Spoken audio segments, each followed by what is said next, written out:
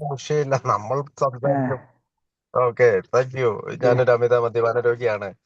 ദൈവത്തിന്റെ കരുണയാലും എന്ന അത്ഭുത കൂട്ടായ്മയുടെ സഹായത്താലും ഇന്നേ ദിവസം മദ്യപിച്ചിട്ടില്ല. എന്റെ പേര് ഷിബു. ഹായ് ഷുച. Hi hi. Hi hi.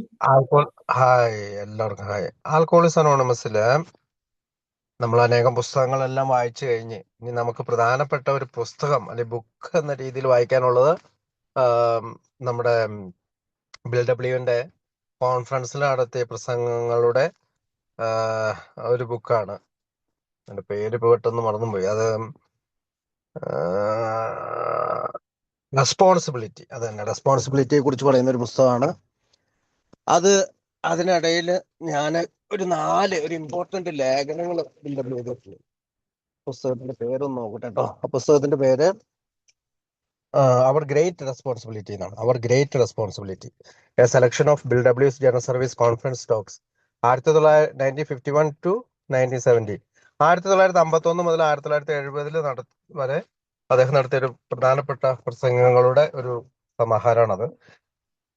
നമ്മള് അതിനിടയിൽ ദ ബെസ്റ്റ് ഓഫ് ബിൽ എന്ന് പറയുന്ന faith, fear, honesty, humility and love plus bills classic essay on anonymity എന്ന് പറയുന്ന ഒരു ചെറിയൊരു ബുക്കാണ്. 19 പേജുള്ളൂ. നമ്മൾ ആദ്യം അതിന്റെ ഫെയ്ത്ത് നമ്മൾ വായിച്ചു. ഇന്ന് നമ്മൾ വായിക്കാൻ പോകുന്നത് ദിസ് മാറ്റർ ഓഫ് ഫിയർ, ജനുവരി 1962. 1962 ജനുവരിയില് ഭയത്തെ കുറിച്ച് അദ്ദേഹം എഴുതിയ ഒരു ലേഖനത്തിലേക്ക് നമ്മൾ ഇന്ന് വായിക്കുകയാണ്. അപ്പൊ പുസ്തകത്തിന്റെ പേര് ദ ബെസ്റ്റ് ഓഫ് ബിൽ എന്നാണ്.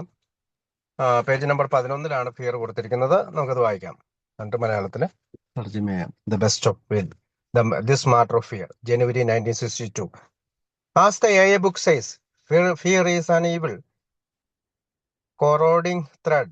The fabric of our lives is shot through with it. Fear is surely a bar to reason and to love, and of course, it invariably powers anger, vainglory, and aggression. It underlies maudlin guilt and paralyzing depression. President Roosevelt once made the significant remark that we have nothing to fear but fear itself.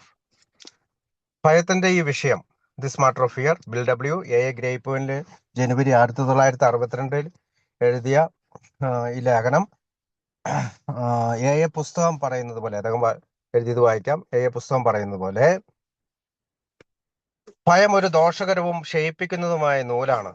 നമ്മുടെ ജീവിതമാകുന്ന തുണിയിലുടനീളം അത് നെയ്ത് കിടക്കുന്നു. ഭയം തീർച്ചയായും യുക്തിക്കും സ്നേഹത്തിനും ഒരു തടസ്സമാണ്.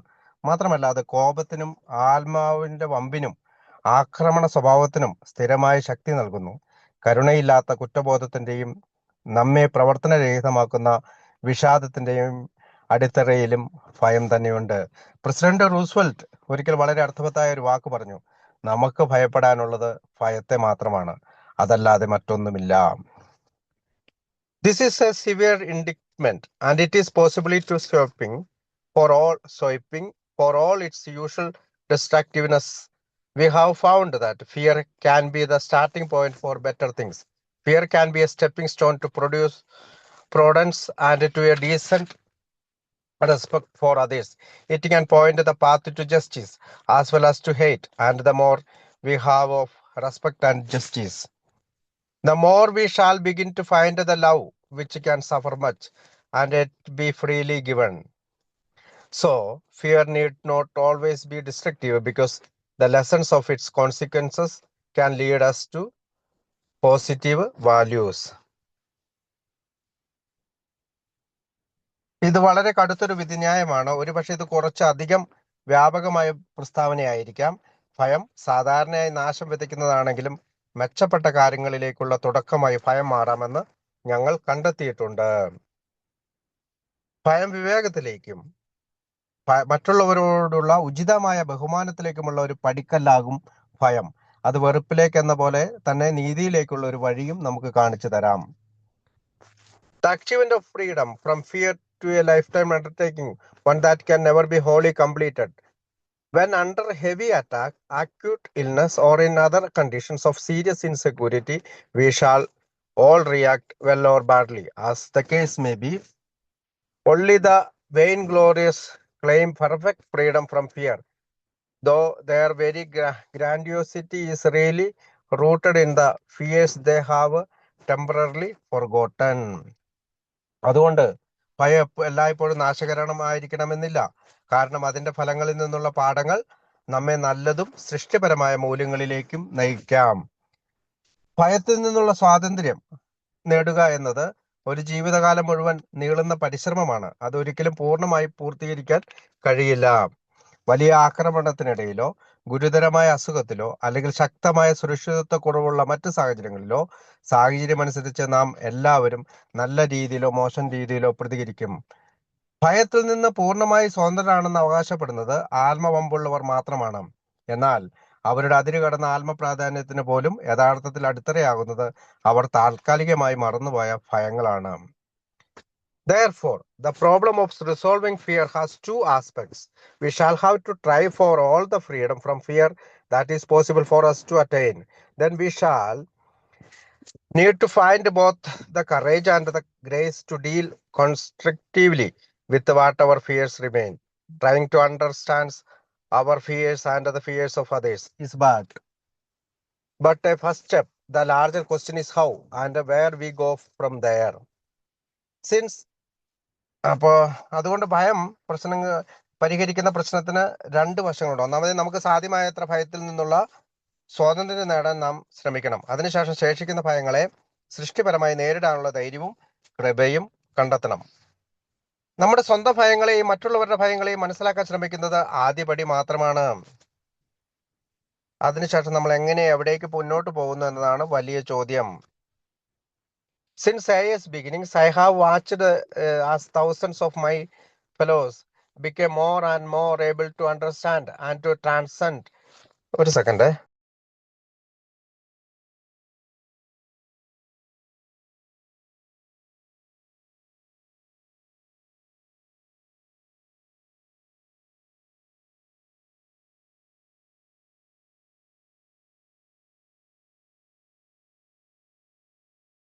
Sorry കേട്ടോ, ഒരു കോള് വൈഫ് അർജന്റ് ആയിട്ട് അന്നേരം അതെല്ലാം പോയി. ഓക്കെ, ഒരു മിനിറ്റ് ഞാനൊന്ന് എടുക്കട്ടെ. ഭയത്തിന്റെ വിഷയം ഇപ്പോ നമ്മൾ എവിടെ വരെ എത്തി? ഭയത്തിന്റെ വിഷയത്തിലല്ലേ? ഓക്കെ, ഒന്നാമത് നമുക്ക് സ്വാതന്ത്ര്യം അതിനുശേഷം ശിക്ഷിക്കുന്ന അപ്പോ സിൻസ് AIS ബിഗിനിങ്സ്, അപ്പൊ നമ്മൾ അത് പറഞ്ഞു. അതായത് ഒന്നാമതായി നമുക്ക് സാധ്യമായത്ര ഭയത്തിൽ നിന്നുള്ള സ്വാതന്ത്ര്യം നേടാൻ നമ്മൾ ശ്രമിക്കണം. അതിനുശേഷം ശേഷിക്കുന്ന ഭയങ്ങളെ സൃഷ്ടിപരമായി നേരിടാനുള്ള ധൈര്യവും കൃപയും കണ്ടെത്തണം. നമ്മുടെ സ്വന്തം ഭയങ്ങളെയും മറ്റുള്ളവരുടെ ഭയങ്ങളെയും മനസ്സിലാക്കാൻ ശ്രമിക്കുന്നത് ആദ്യപടി മാത്രമാണ്. അതിനുശേഷം നമ്മൾ എങ്ങനെ എവിടേക്ക് മുന്നോട്ട് പോകുന്നു എന്നതാണ് വലിയ ചോദ്യം. Since AIS beginnings, I have watched as thousands of my fellows became more and more able to understand and to transcend their fears. This example have been of unfailing help and inspiration. Perhaps then some of my own experience with the fear and the shedding of it or to an encouraging degree may be appropriate. ആരംഭിച്ചതു മുതൽ എന്റെ സഹപ്രവർത്തകരായ ആയിരക്കണക്കിന് ആളുകൾ അവരുടെ ഭയങ്ങളെ കൂടുതൽ മനസ്സിലാക്കാനും അതിനെ അതിജീവിക്കാനും കഴിവുള്ളവരായി മാറുന്നത് ഞാൻ നേരിട്ട് കണ്ടിട്ടുണ്ട്. ഈ ഉദാഹരണങ്ങൾ എനിക്ക് ഒരിക്കലും തീരാത്ത സഹായവും പ്രചോദനവും നൽകിയിട്ടുണ്ട്. അതുകൊണ്ട് എന്റെ സ്വന്തം ഭയങ്ങളെയും അവയിൽ നിന്ന് ഒരു പരിധിവരെ മോചിതനായ അനുഭവങ്ങളെ കുറിച്ച് പറയുന്നത് ഒരു പക്ഷേ ഉചിതമായിരിക്കും. As a child, I had some pretty heavy emotional shocks. There was deep family disturbance. I was physically awkward and the like. Of course, other kids have such emotional handicaps and emerge unscathed. But I didn't. Evidently, I was oversensitive and therefore overscared. Anyhow, I developed a positive phobia that I wasn't like other youngsters and never could be. At first, this threw me into depression and then into the isolation of retreat. എന്റെ ബാല്യത്തിലെ ഭയത്തെക്കുറിച്ച് പറയാം. കുട്ടിയായിരിക്കുമ്പോൾ എനിക്ക് വളരെ ശക്തമായ ചില മാനസിക ആഘാതങ്ങൾ ഉണ്ടായിരുന്നു. കുടുംബത്തിൽ വലിയ അസ്വസ്ഥതകൾ ഉണ്ടായിരുന്നു. ഞാൻ ശാരീരികമായി മറ്റുള്ള കുട്ടികളെ പോലെ കഴിവുള്ളവനല്ലായിരുന്നു തുടങ്ങിയ കാര്യങ്ങളും ഉണ്ടായിരുന്നു. തീർച്ചയായും മറ്റു കുട്ടികൾക്കും ഇത്തരം മാനസിക പരിമിതികൾ ഉണ്ടാകാറുണ്ട്. എന്നിട്ടും അവർ അതിൽ നിന്ന് വലിയ കേടുപാടുകളില്ലാതെ പുറത്തു വരുന്നു. പക്ഷെ ഞാൻ അങ്ങനെ ആയിരുന്നില്ല. ഞാൻ അമിതമായി സംവേദനക്ഷമനായിരുന്നുവെന്നും അതുകൊണ്ട് അമിതമായി ഭയപ്പെട്ടിരുന്നുവെന്നും തോന്നുന്നു. But these child miseries,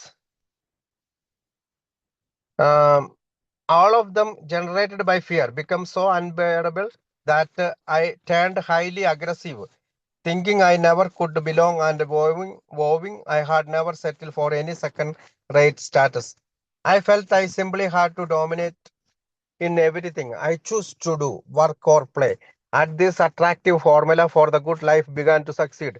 According to my then specifications of success, I became deliriously happy. But when an undertaking occasionally did fail, I was filled with resentment and depression that could be cured only by the next trump. Very early, therefore, I came to value everything in terms of victory or defeat, all or nothing. The only satisfaction I knew was to win. ഞാൻ എന്തായാലും ഞാൻ മറ്റു കുട്ടികളെ പോലെ അല്ലെന്നും ഒരിക്കലും അങ്ങനെ ആകാൻ കഴിയില്ലെന്നും ഉള്ള ഒരു കടുത്ത ഭയം എന്നിൽ വളർന്നു. ആദ്യം ഇത് എന്നെ വിഷാദത്തിലേക്കാണ് തള്ളിവിട്ടത്. പിന്നീട് ഞാൻ മറ്റുള്ളവരിൽ നിന്ന് പിന്മാറി വളരെ ഏകാന്തനായി ഒറ്റപ്പെടുന്നതിലേക്ക് പോയി. പക്ഷെ ഭയത്തിൽ നിന്ന് ഉത്ഭവിച്ച ഈ ബാല്യകാല ദുരിതങ്ങൾ ഒടുവിൽ സഹിക്കാനാകാത്തതായി മാറി. അതിനാൽ ഞാൻ അത്യന്തം ആക്രമണ സ്വഭാവമുള്ളവനായി. എനിക്ക് ഒരിക്കലും മറ്റുള്ളവരുടെ കൂട്ടത്തിൽ യാഥാർത്ഥ്യത്തിൽ ഉൾപ്പെടാൻ കഴിയില്ലെന്ന് കരുതി. ഒരു രണ്ടാം തരം സ്ഥാനത്ത് ഒരിക്കലും തൃപ്തിപ്പെടില്ലെന്ന് തീരുമാനിച്ച് ഞാൻ ചെയ്യുന്ന ഏത് കാര്യത്തിലും, ജോലിയായാലും കളിയായാലും, വളരെ ആധിപത്യം സ്ഥാപിക്കേണ്ടതുണ്ടെന്ന് എനിക്ക് തോന്നി. ജീവിതത്തിലെ വിജയത്തിനുള്ള ഈ ആകർഷകമായ രീതിക്ക് അന്നത്തെ എന്റെ വിജയത്തിന്റെ മാനദണ്ഡങ്ങൾക്കനുസരിച്ച് വിജയം ലഭിക്കാൻ തുടങ്ങിയപ്പോൾ ഞാൻ അത്യന്തം സന്തോഷവാനായി. എന്നാൽ ഞാൻ ചിലപ്പോൾ ഒരു ശ്രമം പരാജയപ്പെട്ടാൽ ആ അടുത്ത വിജയം മാത്രമേ ആ കോപവും വിഷാദവും മാറ്റാൻ കഴിയുമായിരുന്നുള്ളൂ. പരാജയപ്പെടുമ്പോൾ ഞാൻ വളരെയധികം വിഷാദവാനായി. അതുകൊണ്ട് വളരെ ചെറുപ്പത്തിൽ തന്നെ ഞാൻ എല്ലാറ്റിനെയും വിജയം അല്ലെങ്കിൽ പരാജയം, എല്ലാം അല്ലെങ്കിൽ ഒന്നുമില്ല എന്ന രീതിയിൽ വിലയിരുത്താൻ തുടങ്ങി. എനിക്കറിയാവുന്ന ഏക സംതൃപ്തി വിജയിക്കുക എന്നതായിരുന്നു. This was my false antidote for fear and this was the pattern. എനിക്കറിയാവുന്ന ഏക സംതൃപ്തി വിജയിക്കുക എന്നതായിരുന്നു. അടുത്ത ഭാഗം. This was my false antidote for fear and this was the pattern ever more deeply etched that dogged me through school days, World War First, the hectic drinking career in Wall Street, and down into the final hour of my complete collapse. By that time, adversity was no longer a stimulant, and I knew not whether my greater fear was to live or to die. ഭയത്തിലുള്ള എന്റെ തെറ്റായ ഒരു മരുന്നായിരുന്നു അത്.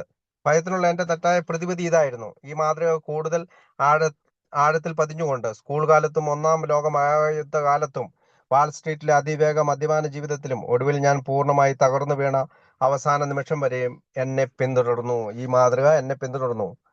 അതായത് എന്തിലും വിജയിക്കുക അല്ലെങ്കിൽ ഒന്നുമില്ല, വിജയം, എല്ലാറ്റിനെയും വിജയം അല്ലെങ്കിൽ പരാജയം, എല്ലാം അല്ലെങ്കിൽ ഒന്നുമില്ല എന്നുള്ള രീതി, അത് എന്നെ അവസാനം വരെ പിന്തുടർന്നു. അപ്പോഴേക്കും പ്രതികൂല സാഹചര്യങ്ങൾ എന്നെ ഉത്തേജിപ്പിക്കുന്നതല്ലാതായി. ജീവിക്കണമെന്നതാണോ മരിക്കണമെന്നതാണോ എനിക്ക് കൂടുതൽ ഭയമെന്ന് പോലും എനിക്ക് തിരിച്ചറിയാതെയായി.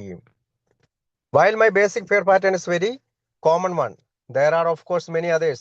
Indeed, fear manifestations and the problem that trail in their wake are so numerous and complex that is in the brief article it is not possible to detail even a few of them.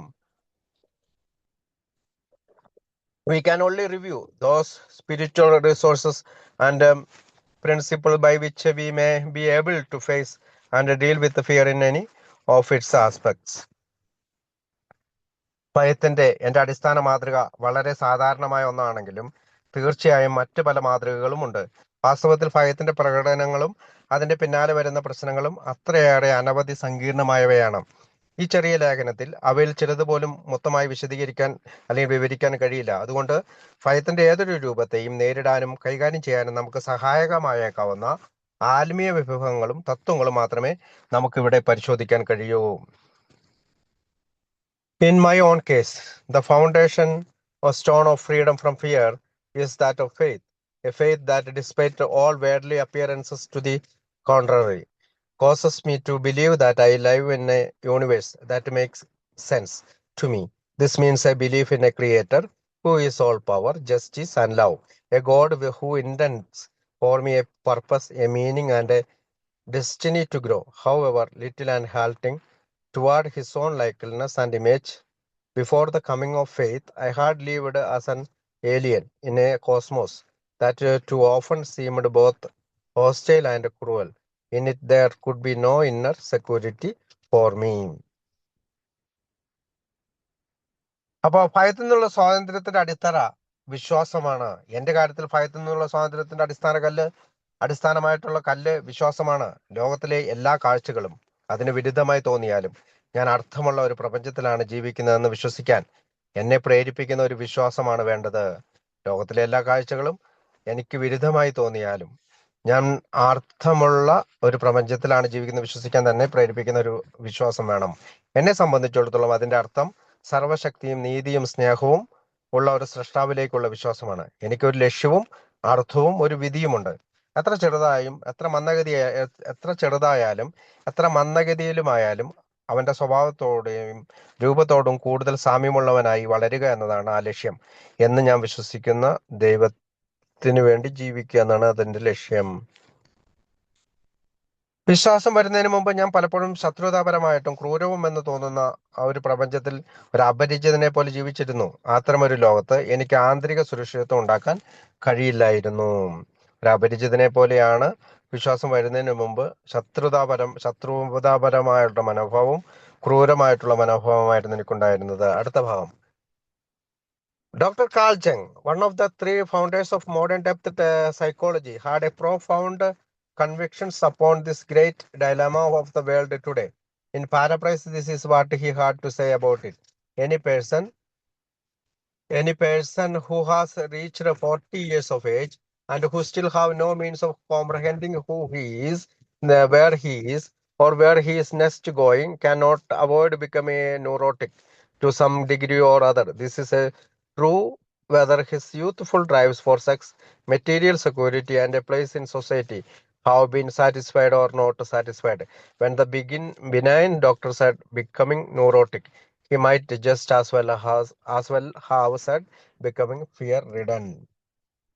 ഒരു കാൾജങ് പറയുന്ന ഒരു പ്രധാനപ്പെട്ട ഭാഗമാണ് അദ്ദേഹം പറയുന്നത്. Doctor കാൾജങ് പറയുകയാണ്, ആധുനിക ആഴത്തിലുള്ള മനഃശാസ്ത്രത്തിന്റെ 3 സ്ഥാപകരിൽ ഒരാളായ ഡോക്ടർ കാൾജങ് ഇന്നത്തെ ലോകത്തിന്റെ ഒരു വലിയ പ്രശ്നത്തെക്കുറിച്ച് വളരെ ആഴത്തിലുള്ള ഒരു വിശ്വാസം പുലർത്തിയിരുന്നു. അദ്ദേഹം പറഞ്ഞതിന്റെ അർത്ഥം ചുരുക്കി പറഞ്ഞാൽ ഇതാണ്: ഒരു 40 വയസ്സ് പിന്നിട്ടിട്ടും ഒരാൾ താൻ ആരാണെന്നും എവിടെയാണെന്നും അടുത്തതായി എവിടേക്കാണ് പോകുന്നതെന്നും മനസ്സിലാക്കാൻ ഒരു മാർഗവും കണ്ടെത്താത്ത ഒരാൾക്ക് എന്തെങ്കിലും അളവിൽ ന്യൂറോട്ടിക് ആകുന്നത് ഒഴിവാക്കാനാവില്ല, അല്ലെങ്കിൽ അവനൊരു മാനസിക പ്രശ്നം ഉണ്ടാകുന്നതിന് ഒഴിവാക്കാനാവില്ല എന്നാണ് അദ്ദേഹം പറയുന്നത്.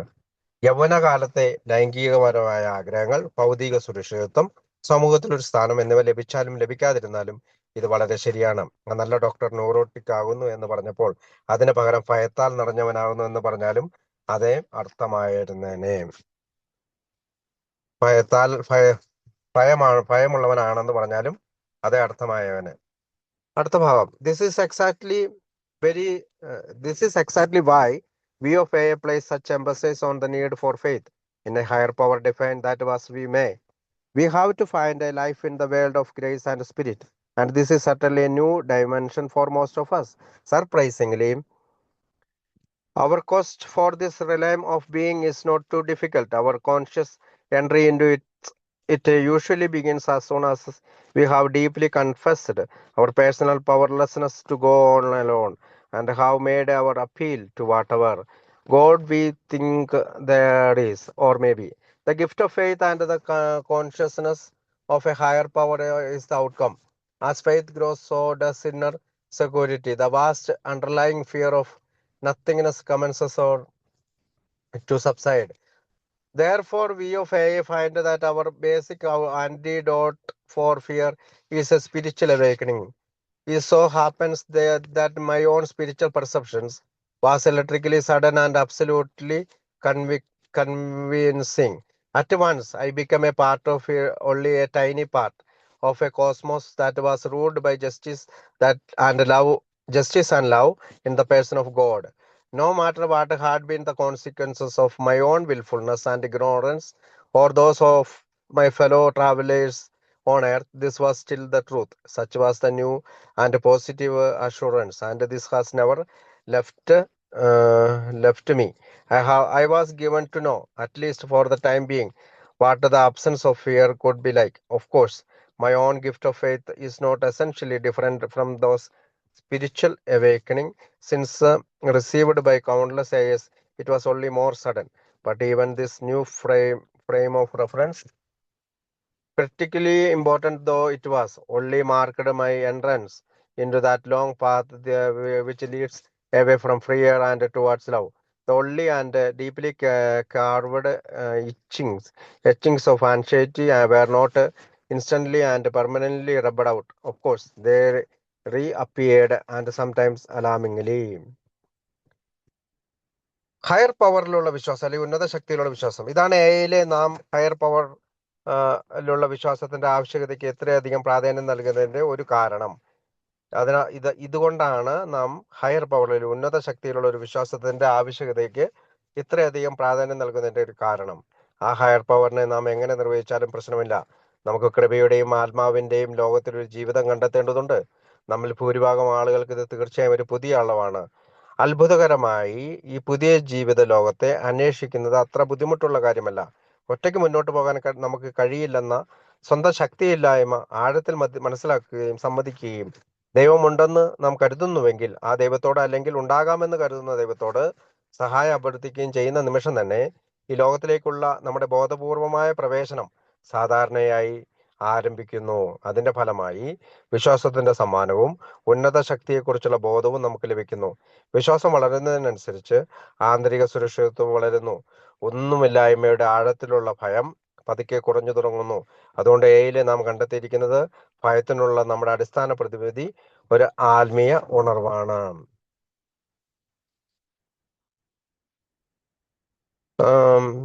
Being the recipient of such a spectacular spiritual experience, it was not surprising that the first phase of my AA life was characterized by a great deal of pride and power driving, the craving for influence and approval, the desire to be the leader was still very much with me. Better still, this behavior could now be justified, all in the name of good works. എൻ്റെ ആത്മീയ അനുഭവം, എൻ്റെ സ്വന്തം ആത്മീയ ബോധോദയം വളരെ പെട്ടെന്നതും അത്യന്തം ശക്തമായ ഉറപ്പോടെയും സംഭവിച്ചതാണ്. പെട്ടെന്ന് തന്നെ ദൈവത്തിന്റെ വ്യക്തിത്വത്തിൽ നീതിയും സ്നേഹവും നിലനിൽക്കുന്ന ഒരു പ്രപഞ്ചത്തിന്റെ ഭാഗമായി തീർന്നതായി അത് വളരെ ഒരു ചെറിയ ഭാഗമായിരുന്നാലും ഞാൻ സ്വയം അനുഭവിച്ചു. എൻ്റെ സ്വന്തം സ്വമേധയാ പ്രവർത്തനങ്ങളുടെയും അജ്ഞാതയുടെയും ഫലങ്ങൾ എന്തായിരുന്നാലും, ഭൂമിയിലെ എൻ്റെ സഹയാത്രികരുടെ പ്രവർത്തനങ്ങളുടെ ഫലങ്ങൾ എന്തായിരുന്നാലും ഇതായിരുന്നു സത്യം. ഇതായിരുന്നു എനിക്ക് ലഭിച്ച പുതിയതും പോസിറ്റീവുമായ ഒരു ഉറപ്പ്. അത് പിന്നീട് ഒരിക്കലും എന്നെ വിട്ടുപോയിട്ടില്ല. കുറഞ്ഞത് ആ സമയത്തെങ്കിലും ഭയമില്ലായ്മ എങ്ങനെയായിരിക്കുമെന്ന് അറിയാനുള്ള ഒരു അനുഭവം എനിക്ക് ലഭിച്ചു. തീർച്ചയായും എൻ്റെ വിശ്വാസത്തിന്റെ സമ്മാനം എനിക്ക് അനേകം അംഗങ്ങൾക്ക് ലഭിച്ച ആത്മീയ ഉണർവുകളിൽ നിന്ന് അടിസ്ഥാനപരമായി വ്യത്യസ്തമായിരുന്നില്ല. എൻ്റെ അനുഭവം കൂടുതൽ പെട്ടെന്നുണ്ടതായിരുന്നു എന്നതാണ് വ്യത്യാസം.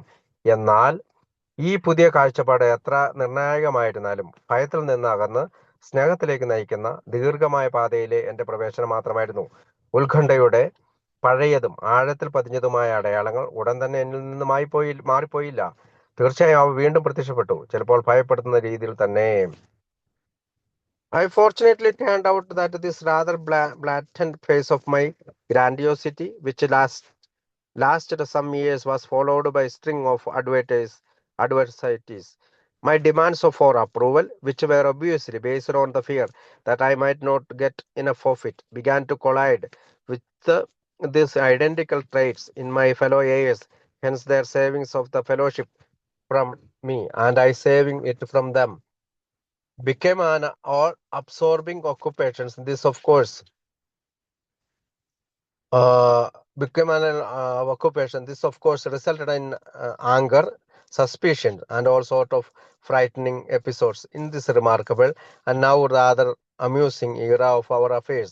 Any number of us commenced playing God all over again. For some years, power drivers ran hog wild. But out of this fearsome situations, the 12 steps and the 12 traditions of AA were formulated. Mainly, these were principles designed for ego reductions and therefore for the reduction of our fears. These were the principles which we hoped would hold us in unity and increasing love for each other and for God. അപ്പോൾ ആത്മീയ അനുഭവത്തിന് ശേഷമുള്ള ഒരു അഹങ്കാരം, എത്രയും അത്ഭുതകരമായ ഒരു ആത്മീയ അനുഭവം ലഭിച്ച വ്യക്തിയായതിനാൽ എൻ്റെ AI ജീവിതത്തിന്റെ ആദ്യഘട്ടത്തിൽ വളരെയധികം അഹങ്കാരവും അധികാരം നേടാനുള്ള ആഗ്രഹവും ഉണ്ടായിരുന്നത് അതിശയകരമല്ല. സ്വാധീനം നേടാനുള്ള ആഗ്രഹവും അംഗീകാരം ലഭിക്കണമെന്ന ആഗ്രഹവും നേതാവാകാനുള്ള ആഗ്രഹവും എന്നിൽ എപ്പോഴും വളരെ ശക്തമായിരുന്നു. അതിലും നല്ല കാര്യം, ഈ പെരുമാറ്റത്തെ ഇപ്പോൾ നല്ല പ്രവൃത്തികളുടെ പേരിൽ ന്യായീകരിക്കാനും എനിക്ക് കഴിഞ്ഞു. ഭാഗ്യവശാൽ എൻ്റെ ഈ വ്യക്തമായ ഗ്രാൻഡിയോസിറ്റിയുടെ ഘട്ടം കുറെ വർഷങ്ങൾ നീണ്ടു നിന്നത് തുടർന്ന് പല പ്രതികൂല സാഹചര്യങ്ങളും മുന്നിൽ വന്നു. അംഗീകാരം ലഭിക്കണമെന്ന എൻ്റെ ആവശ്യങ്ങൾ വ്യക്തമായും എനിക്ക് മതിയായ അംഗീകാരം ലഭിക്കില്ലെന്ന ഭയത്തിൽ ഉണ്ടായവയായിരുന്നു. അവ എൻ്റെ സഹ AI അംഗങ്ങളിലെ അതേ സ്വഭാവങ്ങളുമായി കൂട്ടിയിടിക്കാൻ തുടങ്ങി. അതുകൊണ്ട് അവരിൽ നിന്ന് ഫെലോഷിപ്പിനെ ഞാൻ രക്ഷിക്കുന്നതും എന്നിൽ നിന്ന് അവർ ഫെലോഷിപ്പിനെ രക്ഷിക്കുന്നതും ഞങ്ങളുടെ മുഴുവൻ ശ്രദ്ധയും പിടിച്ചുപറ്റിയ ഒരു പ്രവർത്തനമായി മാറി. ഇത് തീർച്ചയായും കോപത്തിനും അതുകൊണ്ട് അവരിൽ നിന്ന് ഫെലോഷിപ്പിനെ ഞാൻ രക്ഷിക്കുന്നതും എന്നിൽ നിന്ന് അവർ ഫെലോഷിപ്പിനെ രക്ഷിക്കുന്നതും ഞങ്ങളുടെ മുഴുവൻ ശ്രദ്ധയും പിടിച്ചുപറ്റിയ ഒരു പ്രവർത്തനമായി മാറി. ഇത് തീർച്ചയായും കോപത്തിനും സംശയത്തിനും പലവിധ ഭയപ്പെടുത്തുന്ന സംഭവങ്ങൾക്കും കാരണമായി. ഞങ്ങളുടെ കാര്യത്തിലെ ഈ വിചിത്രവും ഇപ്പോൾ നോക്കുമ്പോൾ കുറച്ച് തമാശയായി തോന്നുന്നതുമായ കാലഘട്ടത്തിൽ ഞങ്ങളിൽ പലരും വീണ്ടും ദൈവത്തിന്റെ സ്ഥാനത്തിരിക്കാൻ തുടങ്ങി. കുറെ വർഷങ്ങളോളം എയിലെ പവർ ഡ്രൈവേഴ്സ് നിയന്ത്രണമില്ലാതെ അഴിഞ്ഞാടി. എന്നാൽ ഈ ഭയാനകമായ സാഹചര്യത്തിൽ നിന്നാണ് എയുടെ 12 സ്റ്റെപ്സും 12 ട്രഡീഷനും രൂപപ്പെട്ടത്. 12 പടികളും 12 പാരമ്പര്യങ്ങളും രൂപപ്പെട്ടത്. പ്രധാനമായും ഇവ അഹങ്കാരം കുറയ്ക്കുന്നതിനും അതുവഴി നമ്മുടെ ഭയങ്ങൾ കുറയ്ക്കുന്നതിനുമുള്ള രൂപപ്പെടുത്തിയ തത്വങ്ങളായിരുന്നു. പരസ്പര ഐക്യത്തിലും പരസ്പരത്തിനും ദൈവത്തിനുമുള്ള വർദ്ധിച്ചു വരുന്ന സ്നേഹത്തിലും നമ്മെ നിലനിർത്തുമെന്ന് ഞങ്ങൾ പ്രതീക്ഷിച്ച തത്വങ്ങളായിരുന്നു അവ. Gradually we began to be able to accept the other fellow's sins as well as his virtues. It was in this period that we coined the potent and meaningful expressions, "Let us always love the best in others and never fear their worst." After some 10 years of trying to work this brand of love and the ego-reducing properties of the AI steps and traditions into the life of our society, the awful fears for the survival of AI simply vanished. The practice of AI's 12 steps and 12 traditions in our personal lives also brought incredible release from fear of every description. Despite the wide prevalence of formidable personal problems, when fear did persist, we knew it for what it was, and under God's grace, we became able to handle it. We began to see each adversity as a God-given opportunity to develop the kind of courage which is born of humility rather than of bravado. Thus, we were enabled to accept ourselves, our circumstances, and our fellows. Under God's grace, we even found that we could die with decency, dignity, and faith, knowing that the Father doth the works. അപ്പോ മറ്റുള്ളവരുടെ കുറവുകളും ഗുണങ്ങളും സ്വീകരിക്കുന്നതിനെ പറ്റിയാണ് പറയുന്നത്. ക്രമേണ മറ്റുള്ളവരുടെ കുറവുകളെയും ഗുണങ്ങളെയും ഒരുപോലെ സ്വീകരിക്കാൻ ഞങ്ങൾക്ക് കഴിയാൻ തുടങ്ങി. ഈ കാലഘട്ടത്തിലാണ് ശക്തവും അർത്ഥവത്തുമായ ചില വാക്കുകൾ ഞങ്ങൾ രൂപപ്പെടുത്തിയത്. മറ്റുള്ളവരുടെ ഏറ്റവും നല്ലതിനെ നാം എപ്പോഴും സ്നേഹിക്കട്ടെ, അവരുടെ ഏറ്റവും മോശമായതിനെ ഒരിക്കലും ഭയപ്പെടാതിരിക്കട്ടെ. ഈ തരത്തിലുള്ള സ്നേഹവും AI പടികളും പാരമ്പര്യവും നൽകുന്ന അഹങ്കാരം കുറയ്ക്കുന്ന ഗുണങ്ങളും നമ്മുടെ കൂട്ടായ്മയുടെ ജീവിതത്തിൽ പ്രാവർത്തികമാക്കാൻ ഏകദേശം 10 വർഷം ശ്രമിച്ച ശേഷം AIയുടെ നിലനിൽപ്പിനെ കുറിച്ചുണ്ടായിരുന്ന ഭയാനകമായ ഭയങ്ങൾ പൂർണ്ണമായി അപ്രത്യക്ഷമായി. 12 പടികളും 12 പാരമ്പര്യങ്ങളും ഭയത്തിൽ നിന്നുള്ള മോചനമായി മാറി. AIയുടെ 12 പടികളും 12 പാരമ്പര്യങ്ങളും നമ്മുടെ വ്യക്തി ജീവിതത്തിൽ പ്രാവർത്തികമാക്കിയതിലൂടെ എത്രത്തോളം ശക്തമായ വ്യക്തിപരമായ പ്രശ്നങ്ങൾ ഉണ്ടായിരുന്നാലും വിവിധ തരത്തിലുള്ള ഭയങ്ങളിൽ നിന്ന് അതിശയകരമായ മോചനങ്ങൾ ലഭിച്ചു. ഭയം തുടരുമ്പോൾ അതെന്താണെന്ന് നമുക്ക് തിരിച്ചറിയാൻ കഴിഞ്ഞു. ദൈവത്തിന്റെ കൃപയിൽ അതിനെ കൈകാര്യം ചെയ്യാനുള്ള കഴിവ് നമുക്ക് ലഭിച്ചു. ഓരോ പ്രതികൂല സാഹചര്യത്തെയും ദൈവം നൽകിയ ഒരു അവസരമായി കാണാൻ ഞങ്ങൾ തുടങ്ങി. അഹങ്കാരത്തിൽ നിന്നല്ല, വിനയത്തിൽ നിന്ന് ജനിക്കുന്ന ധൈര്യം വളർത്താനുള്ള അവസരമായി. അങ്ങനെ ഞങ്ങളെ തന്നെയും ഞങ്ങളുടെ സാഹചര്യങ്ങളെയും ഞങ്ങളുടെ സഹജീവികളെയും സ്വീകരിക്കാൻ ഞങ്ങൾക്ക് കഴിഞ്ഞു.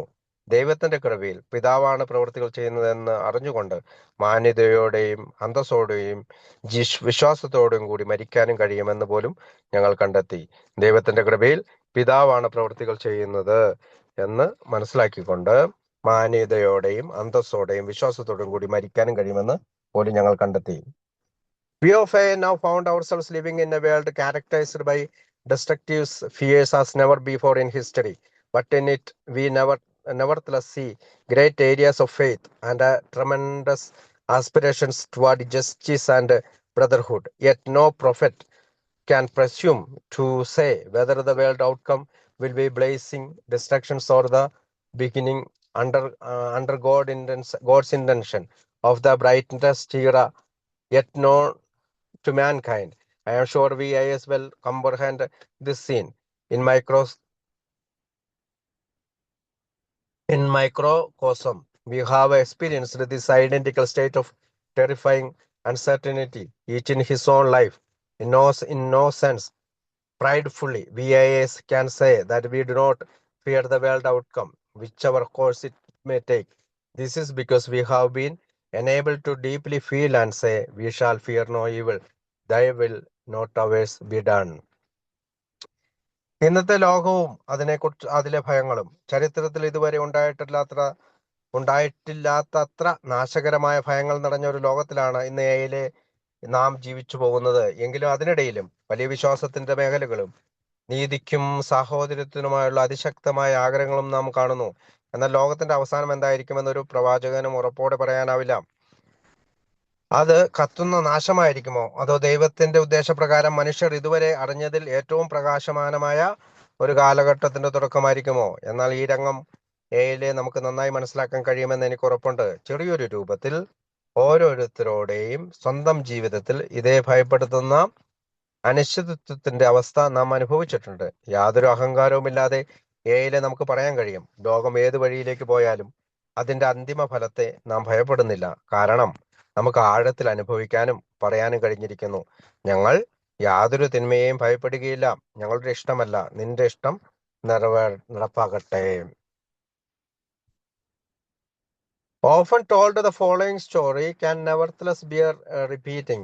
On the day that the staggering calamity of Pearl Harbor fell upon our country, a friend of AA and one of the greatest spiritual figures that we may ever know was walking along the street in St. Louis. This was, of course, our well-loved Father Edward Dowling of the Jesuit order. Though not an alcoholic, he had been one of the founders and a prime inspiration of the struggling AA group in his city, because large numbers of his usually sober friends had already taken to their bottles that they might blot out the implications of the Pearl Harbor disaster. Father Ed was understandably anguished by the probability that his cherished AA group would scarcely settle for less. To Father Ed's mind, this would be a first-class calamity all of itself. അപ്പൊ pearl ഹാർബറിന്റെ കഥയാണ്. ഈ കഥ പലപ്പോഴും പറഞ്ഞിട്ടുള്ളതാണെങ്കിലും വീണ്ടും പറയുന്നത് പ്രയോജനകരമാണ്. Pearl ഹാർബറിന്റെ ഭയാനകമായ ദുരന്തം നമ്മുടെ രാജ്യത്തെ ബാധിച്ച ദിവസം ഏയുടെ ഒരു സുഹൃത്തും നമുക്ക് ഒരിക്കലും അറിയാൻ കഴിയുന്ന ഏറ്റവും മഹത്തായ ആത്മീയ വ്യക്തികളിൽ ഒരാൾ സെന്റ് ലൂയിസ് നഗരത്തിലെ ഒരു തെരുവിലൂടെ നടക്കുകയായിരുന്നു. അദ്ദേഹം തീർച്ചയായും നമുക്ക് ഏറെ പ്രിയപ്പെട്ട ജെസ്യൂട്ട് ഓർഡറിലെ ഫാദർ എഡ്വേർഡ് ഡൗളിംഗ് ആയിരുന്നു. അദ്ദേഹം ഒരു മദ്യാസക്തനായിരുന്നില്ല. എങ്കിലും തന്റെ നഗരത്തിൽ പോരാടിക്കൊണ്ടിരിക്കുന്ന AA ഗ്രൂപ്പിന്റെ സ്ഥാപകരിൽ ഒരാളും അതിന്റെ പ്രധാന പ്രചോദനവുമായിരുന്നു അദ്ദേഹം. ആ ഗ്രൂപ്പിന്റെ വളർച്ചയിൽ അദ്ദേഹം വലിയ പങ്ക് വഹിച്ചിട്ടുണ്ട്. സാധാരണയായി മദ്യപിക്കാത്ത അദ്ദേഹത്തിന്റെ സുഹൃത്തുക്കളിൽ വലിയൊരു വിഭാഗം ഇതിനകം തന്നെ പേൾ ഹാർബർ ദുരന്തത്തിന്റെ അർത്ഥവും പ്രത്യാഘാതങ്ങളും മറക്കുന്നതിനായി വീണ്ടും മദ്യക്കുപ്പുകളിലേക്ക് തിരിഞ്ഞിരുന്നു. അതുകൊണ്ട് തന്റെ പ്രിയപ്പെട്ട AA ഗ്രൂപ്പും അതിൽ നിന്ന് വ്യത്യസ്തമായി ഒന്നും ചെയ്യില്ലെന്ന സാധ്യത ഫാദർ എഡിനെ സ്വാഭാവികമായും വളരെയധികം വേദനിപ്പിച്ചു. അദ്ദേഹത്തിന്റെ കാഴ്ചപ്പാടിൽ അത് തന്നെ ഒരു വലിയ ദുരന്തമായിരുന്നു. അപ്പോൾ ഒരു AA അംഗം അദ്ദേഹത്തിന്റെ അടുത്തേക്ക് എത്തി. ആ വ്യക്തിക്ക് ഒരു വർഷത്തിൽ താഴെ മാത്രമായിരുന്നു മദ്യപമുക്തി ഉണ്ടായിരുന്നത്. അവൻ ഫാദർ എഡ്വേർഡിന്റെ അടുത്തേക്ക് നടന്ന് സജീവമായ ഒരു സംഭാഷണത്തിൽ ഏർപ്പെട്ടു. പ്രധാനമായും AA കുറിച്ചാണ് അവൻ സംസാരിച്ചത്. തന്റെ കൂടെയുള്ള വ്യക്തി പൂർണ്ണമായും ഭക്തിമുക്തനായിരുന്നു എന്ന് കണ്ടപ്പോൾ ഫാദർ എഡ്വേർഡിന് വളരെയധികം ആശ്വാസമായി. എന്നാൽ പേൾ ഹാർബർ സംഭവത്തെക്കുറിച്ച് ആ വ്യക്തി ഒരു വാക്ക് പോലും പറഞ്ഞില്ല എന്നത് ഫാദർ ശ്രദ്ധിച്ചു. ഇത് കണ്ട ഫാദർ എഡിന് സന്തോഷത്തോടെയുള്ള ഒരു അതിശയം തോന്നി. അദ്ദേഹം ചോദിച്ചു, പേൾ ഹാർബറിനെ കുറിച്ച് നിനക്ക് ഒന്നും പറയാനില്ലാത്തത് എങ്ങനെയാണ്? ഇത്ര വലിയൊരു ആഘാതം എങ്ങനെ നീ ഇങ്ങനെ ശാന്തമായി സഹിക്കുന്നു? ആ AA അംഗം അദ്ദേഹത്തോട് മറുപടി പറഞ്ഞു, ശരി, നിങ്ങൾക്കിത് അറിയാത്തതിൽ എനിക്ക് ശരിക്കും അതിശയമുണ്ട്. നമ്മളിൽ ഓരോരുത്തർക്കും Aയിൽ ഇതിനകം തന്നെ സ്വന്തം സ്വകാര്യമായിട്ടുള്ള പേൾ ഹാർബർ ദുരന്തമുണ്ടായിട്ടുണ്ട്. അതുകൊണ്ട് മദ്യാസക്തികളായ നാം ഈ സംഭവത്തിന്റെ പേരിൽ മാത്രം തകർന്നു പോകേണ്ടത് എന്തിനാണ്? Then an AA member sober less than a year stepped alongside and engaged father in a spiritual conversation, mostly about AA. As father saw with relief, his companion was perfectly sober and not a word did he volunteer about the Pearl Harbor business. Wondering happily about this, the good father required, "How is that you have nothing to say about Pearl Harbor?